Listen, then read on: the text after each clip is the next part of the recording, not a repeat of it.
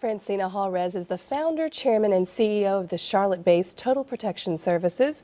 And as CEO, she leads the nation's first African-American woman-owned business in the nuclear security sector. Welcome to North Carolina Now. Thank you for being here. Well, we would love to hear more about your company, which focuses on high-threat, close proximity safety. Tell us a little bit about what that means. We provide individuals to protect our nuclear power plants by way of guns, technology, and intelligence. That's what we have done for 12 years, protect our nuclear power plants.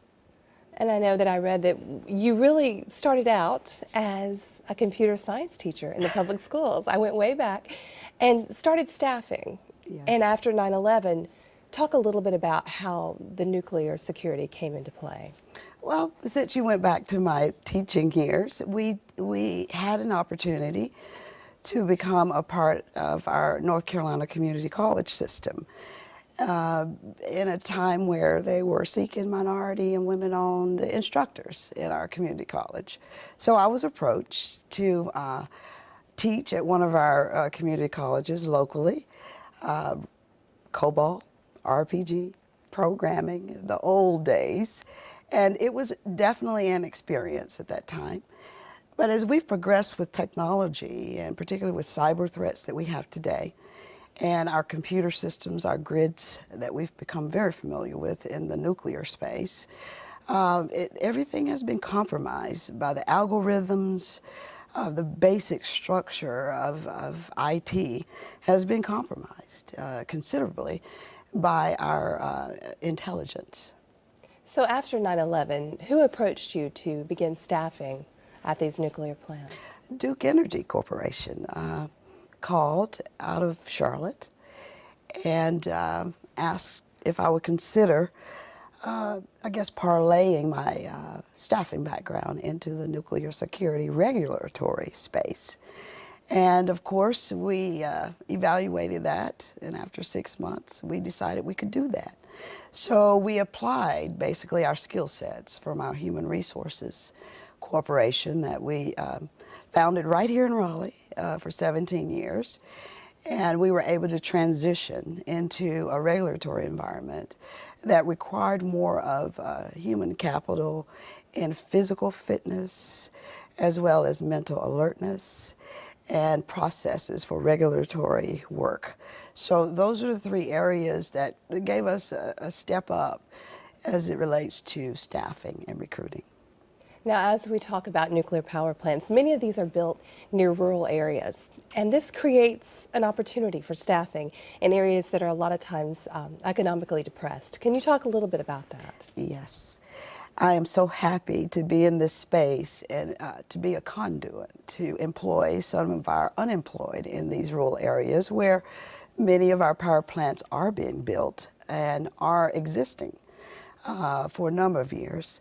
So we have discovered that in these rural areas, because it has to be by a large body of water, usually a lake or an ocean, and so with that geographic location, the population in those areas are oftentimes your urban residents, your rural areas, which that population is not oftentimes privileged to much of the education and training we get in the city areas.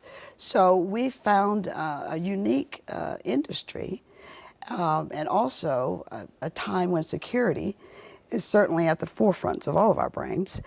And so we're able to employ, recruit, select, train, and hire, and employ these individuals in rural communities. And it's exciting that we can begin to see economic growth when we can employ individuals. They can feed their families, they can educate their children. And we've got a long way to go, but that's where we are now. We've done that for 12 years and positioned to expand even greater. What type of training is involved when you do recruit these individuals? A lot of regulatory training initially for the nuclear space, and that's where we've been able to leverage that intelligence and knowledge in the regulatory space to apply it down to the second level, that's non-regulatory. So we're able to apply regulatory training skills to the non-regulatory security professional in ways that deal with the mindset, helping them understand what they are protecting, what nuclear power is, and the criticalness of what we're protecting there. So, now, you are a security and safety advocate, and you go through many ways to improve security in our lives. Can you talk a lot about those, a few of those? of course, since our Boston incident, we've had several shootings, break-ins, compromising on our grids. So we are a firm believer and have experienced in just getting back to the simple basics. I have encouraged families to come back together, to sit at the table and ask questions.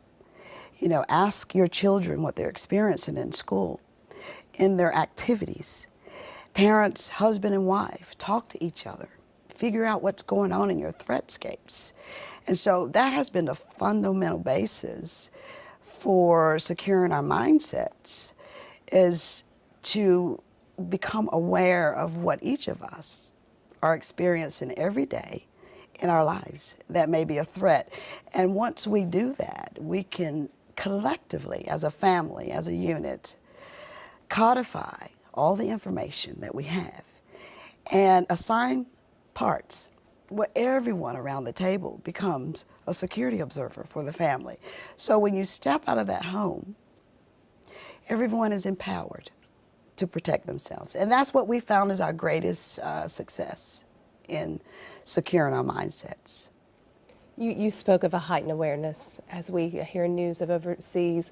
How is this affecting your staffing right now in the government sector and in the nuclear security sector? Well, at this time, the Syria, Middle East unrest is it's affecting all of us, I think in an unusual way, as more need for development of the workforce. Just like we're developing our workforce here. There's unemployment, there's unrest in our nation, and there's unrest in the Middle East.